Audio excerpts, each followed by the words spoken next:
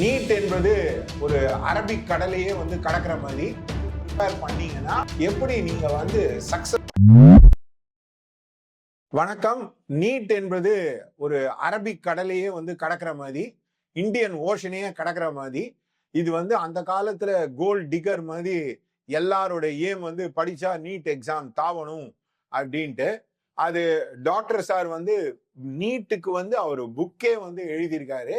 அந்த அவர் வந்து எப்படி நீட்டுக்கு ப்ரிப்பேர் பண்ணீங்கன்னா எப்படி நீங்க வந்து சக்சஸ்ஃபுல்லா எக்ஸாமை வந்து கிளியர் பண்ணலாம் அப்படின்றது. நிறைய கோச்சிங் இன்ஸ்டியூட் இருக்கு. ஆனா அவரே வந்து பர்சனலா டாக்டர் ஆயிட்டு இருக்காரு. அவரே கோல்டு மெடல்லாம் வந்து வாங்கியிருக்காரு. And he has an excellent habit. அவர் வந்து பேனா வந்து அவருக்கு ரொம்ப பிடிக்கும். அதனால அவர் வரைஞ்சிலாம் காட்டுவாரு. அதனால is very visual in is presentation also. So sir, நீங்க எலாபரேட்டா எப்படி ஒருத்தர் நீட்டுக்கு ப்ரிப்பேர் பண்ணா சக்சஸ்ஃபுல்லா ஆவாங்க அப்படின்னு சொல்லுங்க. அதை தவிர்த்து இப்ப பிஜி நியூராலஜியில வந்து அவங்க நீட்டுக்கு ப்ரிப்பேர் பண்ணி எப்படி உள்ள வரணும். ஏன்னா நிறைய பேர் கேட்டீங்கன்னா நாங்க வந்து பைலட் ஆகணும்னு வாங்க, நிறைய பேர் கேட்டீங்கன்னா நாங்க நியூரோ சர்ஜன் ஆகணும்னு சொல்லுவாங்க. அந்த மாதிரி அதை நீங்க எலாபரேட்டா பேசுங்க சார். இப்போ நீட், அதாவது எந்த ஒரு நுழைவுத் தேர்வுமே எதை சோதிக்கிறது என்று நம்ம மக்கள்ல நிறைய பேருக்கு தெரியாது. எல்லாரும் என்ன நினைச்சுக்குவாங்கன்னா, ஒருத்தரோட இன்னேட் இன்டெலிஜென்ஸை தான் நுழைவுத் தேர்வு சோதிக்குதுன்னு நினைப்பாங்க.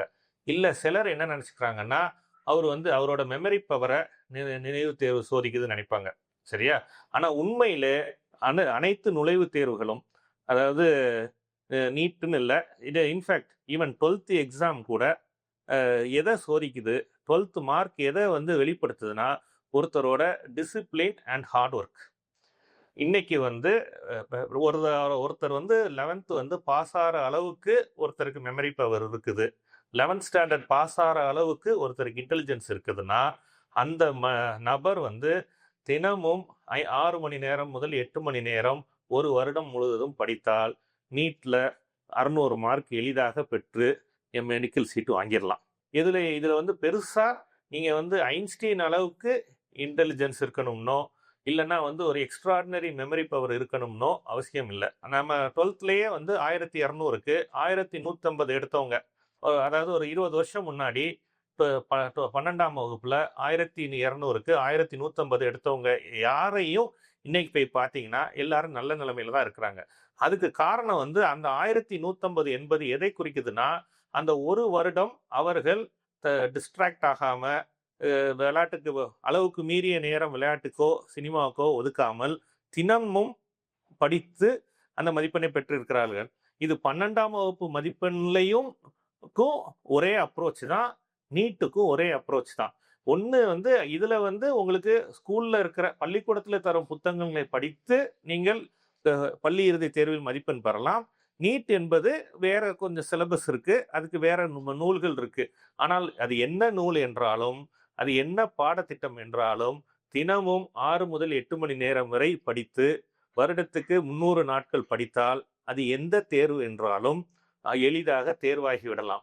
இந்த நுழைவுத் தேர்வு, இந்த தேர்வே வந்து உங்களுடைய டிசிப்ளின், அதாவது கட்டுப்பாடு அண்ட் ரெகுலர் ஹார்ட் ஒர்க், அதாவது தினமும் படிப்பது, இதைத்தான் வந்து தேர்வு மதிப்பெண்கள் தெரியப்படுத்துகிறதே தவிர, தேர்வு மதிப்பெண்கள் என்பது ஒருத்தருடைய இன்டெலிஜென்ஸ் அல்லது அவருடைய மெமரி பவரை மட்டும் தெரியப்படுத்துவதில்லை. மெமரி இந்த இதே மெத்தடை வந்து இப்ப பிஜிக்கும் அப்ளை பண்ணலாமா? பிஜிக்கும் அப்ளை பண்ணலாம் சார்.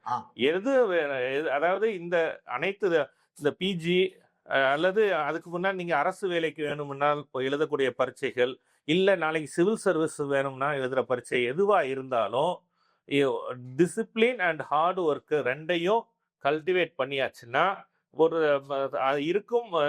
அதாவது ஒருத்தருக்கு 10th பாஸ் ஆகிருக்காருன்னா அவருக்கு மெமரி பவர் இல்லாம 10th பாஸ் ஆக முடியாது. ஒரு குறைந்தபட்சம் நுண்ணறிவு இன்டெலிஜென்ஸ் இல்லாம பாஸ் ஆக முடியாது. இதை நான் கேட்கணும்னு நினைக்கிறேன். இப்போ ஒருத்தருக்கு மெமரி பவர் இம்ப்ரூவ் ஆகணும், ஏதாவது மெடிசன் நியூராலஜில பிரிஸ்கிரைப் பண்ணுவீங்களா?